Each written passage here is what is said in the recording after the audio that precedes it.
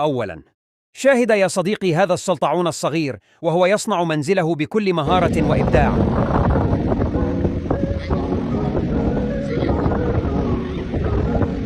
ثانياً، هذا الرجل يحاول تقليد صوت وحركة الضفدع.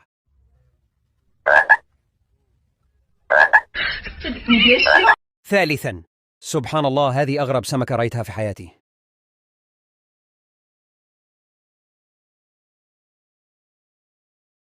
رابعاً، هذا ليس حقيقياً يا صديقي، فلا تنخدع مثلي. خامساً، سبحان الله الذي أعطى هذا الطائر القوة لرفع هذا الغزال. سادساً، يا أشرف الرسل محمد، ليس نحن من نحيي ذكراك، بل ذكراك هي التي تحيينا وتفيض نفوسنا شوقاً إليك ونهفو حنيناً لرؤيتك.